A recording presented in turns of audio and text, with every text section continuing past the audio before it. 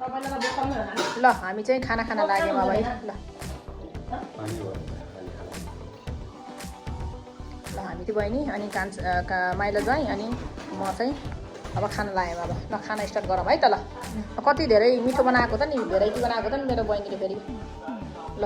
ल खाऊँ बाबु अब बाबु सुरु गरौँ ल भयो कि है ल अब सुरु गरौँ है त ल भर्खर पकाएको है मलाई चाहिँ अलि स्वाद आएन नभन न मैले यति मिठो खानेकुरा हो देखेर ल हामी खाना खानु छ है मिठो भयो कति मिठो भयो यो अचारले घरमा बनाउँदा अस्ति कस्तो ठिकै भयो है यहाँ के हाल्छ र यस्तो मिठो बनाउने उहाँ फेरि अलि मैले फेरि मेसो पाउन के अरे लगाइराखेर अनि त्यहाँ फेरि के नमिलो के नमिलो हुन्छ यो के हाल्नु पऱ्यो भने यो आलुदममा त्यो तामा क्या सिलाम आलु अचारमा सिलाम मलाई के त्यसरी तिमी राखेन सिलामै दिएको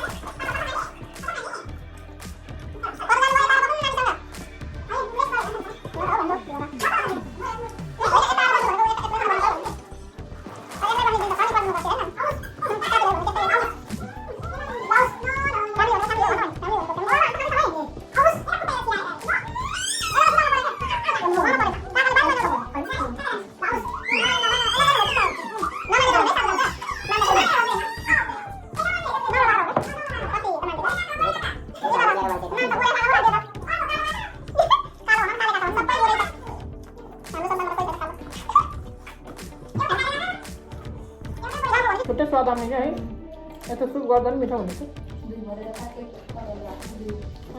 हामी 2 बजेको ढिलो भयो आज उता आउने ढिलो भयो त्यही भएर खाना देख्ने बित्तिकै कति सबै भेट पेटमा एकै हाल्नु जस्तो भयो फेरि यो आलु धेरै खाना भने मिठो हुन्छ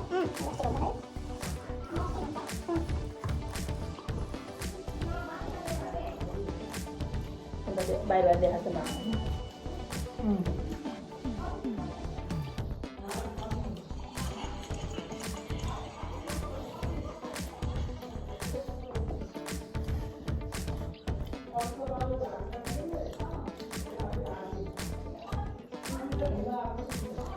मसाले बिचमा पानी खाने मान्छे होइन यो चटनीमा चाहिँ सुकेको खोर्सानी हाल्ने भनेको एकदम मिठो हुन्छ क्या त्यो उसले चाहिँ ढुलाइदियो क्या अनि मम्मी त माग्ने मान्छेले ढोकै नखोलिदिएछ त्यो बाउ चाहिँ सोध्नु भयो क्या बिचरा सुकेको खोर्सानी नहाल्दा पेट पोल्दो भने हो सुकेको खोर्सानीहरू धेरै युज गर्ने होइन पेट हुनु हरियो खोर्सानीहरू हाल्ने बरु हरियो राख्ने तरकारीमा सुकेको चाहिँ कलरहरू रेसमा क्या अचारमा त्यही मान्ने चाहिँ पेट पोल्छ क्या खोर्सानी चलाउनु भयो क्या हो के चटनीमा हो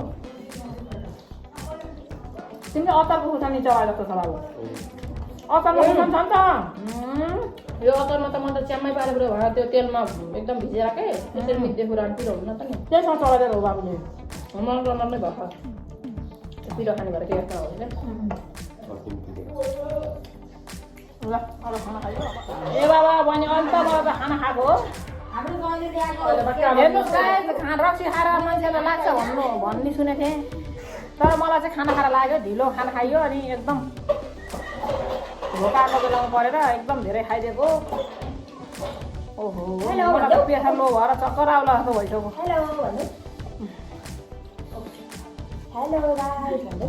तर खानामा छोडेको छैन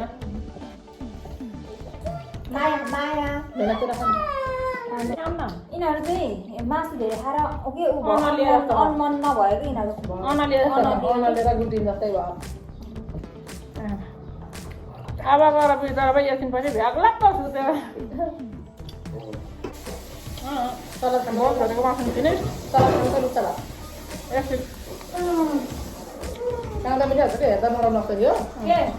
आलुमा हालेर ल्याएको हो काँक्रा मिठो हुन्छ काकालाई देखेर